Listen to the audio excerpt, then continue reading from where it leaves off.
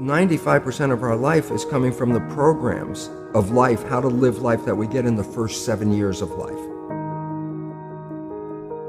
That's why poor people stay poor and rich people stay rich. The movie The Matrix is not science fiction, it's a documentary. Every human, and it's a fact, every human first 7 years is download, hypnosis. The brain of a child under 7 is in a lower vibrational frequency. When you put wires on a person's head, you read electroencephalograph, reading brain activity. A child below 7 has a lower vibration than consciousness. It's called theta.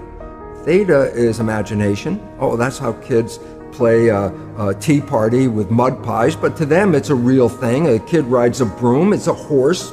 That's theta, imagination. Theta is also hypnosis. And the idea is this: before you can become conscious, if you don't have any programs, what are you going to be conscious of? So nature makes the first 7 years. What kind of programs are required to live on this planet? I say, how do you get them? Theta is hypnosis. You just watch. You watch your parents, you watch your siblings, and your community, because you have to learn how many 100,000 rules. Think about it. Just to be a functional member of a family and a functional member of a community, there are rules. Teach an infant these rules. I say, oh, you don't have to.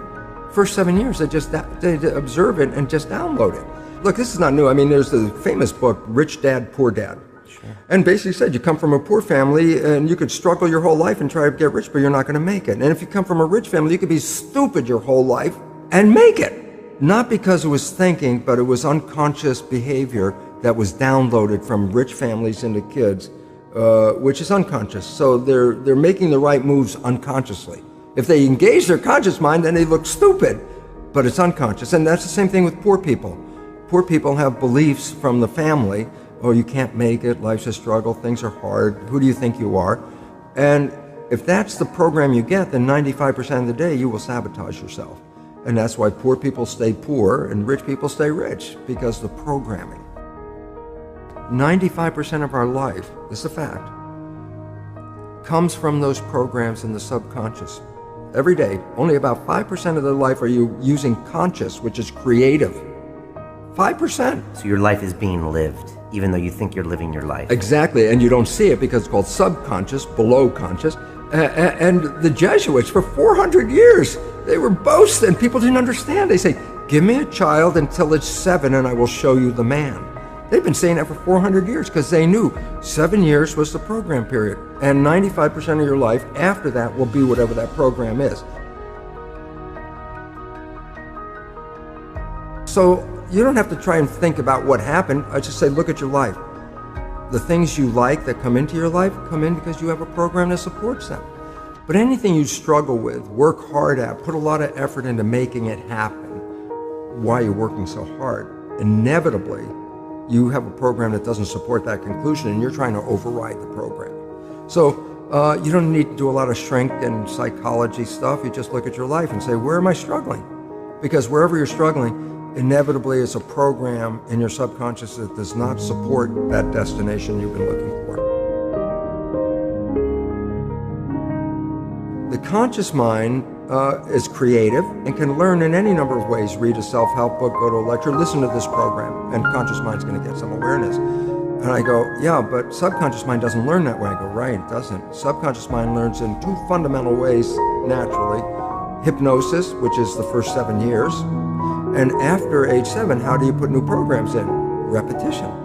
Practice. You want to drive a car, you didn't learn how by just getting in the seat and put the key in. You had to practice driving the car.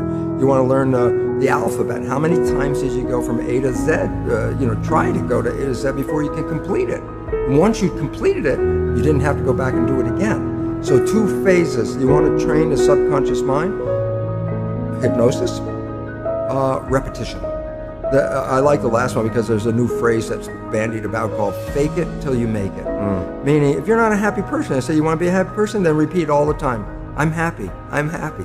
I say, well, you don't look happy or anything. I say, no, who am I talking to? By repetition, I'm talking to subconscious.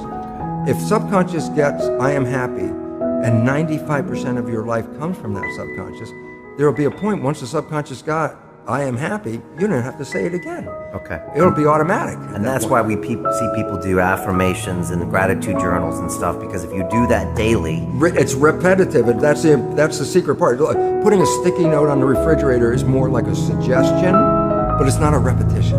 So it doesn't work very well. But you have to do... Repetition is a habit. It's making habit. So you got to do something religiously in the sense of repeating it to make it work.